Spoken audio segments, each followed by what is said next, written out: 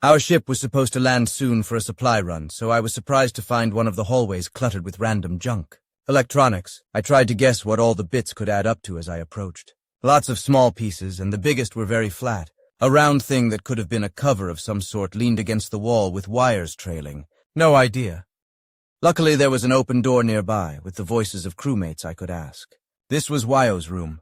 The quiet voice was probably her, and the gravelly baritone was definitely Mimi, which was good. If something in my quarters had needed this level of disassembly, I would definitely have wanted the ship's mechanic to be there for it. I stepped over a mysterious stack of triangles, all different colors, and peered around the doorframe. Wyo's room was pretty cool. Smaller than mine, but with a horseshoe-shaped loft that ran along the sides, at just about the right height for me to lean an elbow on. There are benefits to being an octopus alien who doesn't need much vertical space. The floor was currently covered in more disassembled electronics, plus all her regular stuff. I still couldn't tell what the thing in the middle was. Mimi was busy fitting pieces back into place while Wyo passed them to him, from her blue-ringed beige tentacles to his pale green ones. I asked, "What's all this?" Wyo looked up. "An irritating adventure," she told me. Mimi grumbled. "One loose wire. One, at the very bottom." "Oh, that sounds annoying." Still no idea. "What is that, though?" "This. It's my dance mat," Wyo said. "It wasn't registering some of my steps, but really inconsistently, and it's been driving me wild." Mimi set aside one tool and picked up another, adding, "And then you made it my problem." "You're welcome." "Thank you, Mimi. We appreciate you fixing everything that breaks, Mimi." He grumbled, "You better. Give me the centerpiece." As Wyo passed him a block of metal that looked like a cake, I mentally connected the dots. An electronic dance mat, and the screen on the wall probably displayed visuals to dance to. "I didn't know you had one of these," I said. "Sure, it's great," Wyo said. "Gotta get some exercise in after a day in the cockpit, and this is much more fun than one of those VR hiking games." "Yeah, I bet," I agreed, looking at the scattered pieces. "I used to love this sort of thing. Haven't played it in years. Does this one have moves to follow on the screen, or is it the kind where you stomp on the bits that light up?" "It has both modes," said Wyo, moving to grab another piece, "plus a bunch of others. Great model, except when it breaks." Mimi added, which thankfully is not often, "Too many layers in this thing. Give me yeah, that one." I looked again at the mess on the floor. Did all this come out of that? "No," said Wyo, while Mimi sighed dramatically. He said, "I had to swap out a bunch of different parts until I figured out which was the problem area."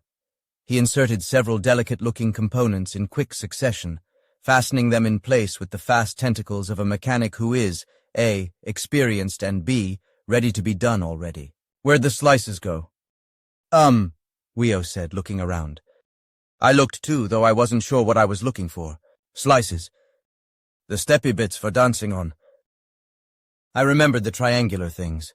"Oh, these?" I picked up a red one. It was shaped more like a pizza slice with a bite out of the tip, and there were connection points on the underside. "Yes, those. Pass 'em over." I gave the stack to Wyo, who dutifully carried them over to where Mimi could attach wires to the bottom and shove them back into place, muttering as he did. It sounded like threats to the electronics that they had better do their job correctly or else. "So is this a strong-arm-only model?" I asked Wyo. "It definitely has more steppy bits than the kind I remember." "Well, I mean, another species could try it," Wyo laughed. "Maybe on easy mode, but I don't think you have enough limbs to keep up. If this was a bigger mat, then Trilly or G might have a shot at a normal song, but I'm pretty sure they couldn't get all their feet over this one at the same time." I nodded in agreement. Our crew's 2 bug aliens had more feet than I did, but they'd barely fit in the room, especially Trilly. I bet a water wheel could do it. "Oh yeah, for sure," Wyo agreed with a wave of a tentacle, "but that's hardly a fair competition." "How many arms can they make at a time?" I asked. "Do you know? I've always wondered." "I don't know, but I think it's a lot." Mimi wrestled a rubber circle of insulation into place. "As long as they're healthy," he said. "It's supposed to be a max of a couple dozen little feelers. But don't quote me on that. And don't call me to fix it if you get an unhealthy water wheel in here, because I have repaired things that they've gooped on before and I flat out refuse. It's busted, get a new one." "Good to know," I said. We didn't have any water wheels in the crew, and my knowledge of their species was limited. "Okay," Mimi said, flipping tiny edge pieces into a different position. "Ready for the top part. Where'd you put it?" "Over there." Weo pointed and started making her way toward the round thing in the hall. I grabbed it and passed it over. It was lighter than it looked. Thanks. I watched as Mimi fastened it back into place. The finished dance mat really did look like a multicolored pizza, or maybe a flower since it had that middle section. What a small perch to get all of one's tentacles onto at once if you're trying not to hit the buttons. Maybe the accepted procedure was to rest your weight on the outer edges. Or actually I remembered strong arms could stand on just a couple tentacles at once. A slightly different approach to dancing than the human style. Mimi pressed something that clicked, and the mat lit up into a swirling display of colors. Weo cheered, many tentacles in the air. Mimi just looked relieved. Go ahead and test it, he said, stepping back. It had better work right if it knows what's good for it. Weo did, scrambling eagerly into place and hitting several pizza slice panels in rapid succession as the wall screen came online. I watched her select a song. The display was in a written language I didn't know, which was a weird moment. It was easy to forget that everybody on the ship knew other languages than the one used for interplanetary commerce. Sure, they were aliens, but they were also foreign. It felt like a weird distinction to make. When she picked one set of squiggles out of the lineup and the music began to play, I smiled. It had a drum beat, even if the singing was all a cappella that echoed eerily, and I was pretty sure that was tentacles doing the smacking instead of drumsticks. The alien song had a beat. And it was a really good one to dance to. I nodded my head along with it as Weo did a masterful performance on expert mode. Every tentacle was moving in far more directions than I could hope to keep track of. The visuals on the screen showed notes moving inward from an outer circle, instead of the top-down scroll that I was used to. And that seemed like it took a different dimension of thinking to be able to parse. I still wanted to try, but I was certain I'd get my butt handed to me if I did. It works. Ha ha ha! Weo finished in a triumphant pose while the screen cheered for her. I applauded from my place at the door. Good, Mimi said firmly. That took way too mud-stirring long. He gathered up the spare parts into a little wagon that I hadn't spotted since it had been shoved in a corner under the loft. Do you need any help cleaning up? I asked. We're supposed to land soon. Nah, I got it. Weo was scrolling through songs again. When Mimi stepped past me to get the stuff in the hall, I asked, Think I can try the easiest one? With a laugh, Weo said, Sure, if you like humiliation. I'm sorry. That was mean. Go ahead and give it a shot, and please don't trip and hurt yourself. I will do my best, I said. The loft was close enough that I could probably catch myself if I did start to fall. Not that I planned to, of course. I'd been operating 2 legs for my whole life and felt I had a pretty good grasp of how they worked.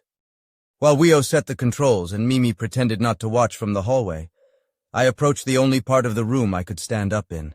Weo showed me where to stand, the middle, and suggested that I step on the outer edges of the panels, since my clumpy human feet weren't pointy enough for the inner parts. Got it, I said. Weo got out of the way and I stepped onto the middle circle, which was just barely big enough.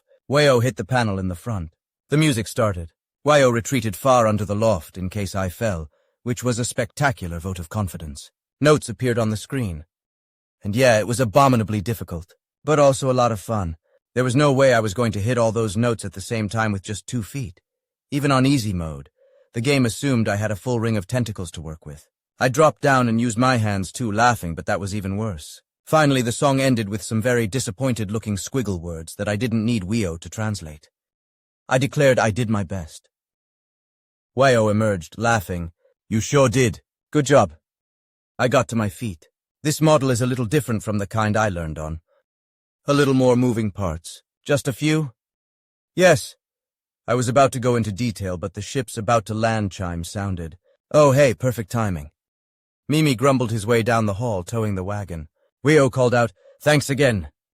Anytime, he called back, but hopefully not soon. Guess we should go get supplies, I said. Did you check your list already? Yeah, I'm on soap duty. Bathroom stuff. I'm after medical supplies, but nothing urgent, I said, moving toward the door. Hooray for not being on the kitchen crew for once. Weo followed me out. Yeah, let somebody else do the hard work. The door closed and we left the dance mat behind, chatting about the various things we'd been assigned to get, and how close they would likely be to where we'd parked. The rest of the crew was also making their way through the airlock, though nobody was in a rush. We weren't on a timeline for once. It was nice. I thought all dancing was done for the day, until I walked out into the space station mall, still talking to Weo, and I heard music. Where's that coming from? Weo looked around at the various stores. I don't know. Must be something new. Ahead of us, with a wagon ready to load with engine grease or whatever, Mimi peered around a corner. He was still for a moment, then turned and pointed, calling back to us, "You're going to like this." I hurried forward with Wio right behind me. "What is it?" Mimi just pointed. The new store right around the corner wasn't a store. It was an arcade specifically for dancing games, with a variety of dance mats and a wider variety of body types moving to a different alien drumbeat. I saw at least one water wheel with clear limbs flashing around them. I grinned. "Awesome." Wio gasped. "We should tell Trillian G. I see one big enough for Mesmers." Oh man, they are going to be insufferable trying to beat each other's score. And Mur, he likes this kind of game too. He does, I asked. Mur was more squid-shaped than octopus, and he didn't strike me as quite as agile as some of the strong arms I saw dancing behind the water wheel. But a lack of agility was no reason to miss out on fun, so who was I to critique? I'd almost fallen on my face earlier, and I'd had a great time. Mimi volunteered, "I'll tell them. I should double-check the brand on something before I go for a replacement anyway." He towed the wagon back toward the ship. "Have fun." I looked at Wio. "Think soap and bandages can wait a little?" "They can definitely wait," Wio said, starting forward. "Let's go dance before the competitive maniacs catch up. We can find you a nice two-legger machine with easy mode." I laughed and followed her. "I will show everybody up on easy mode."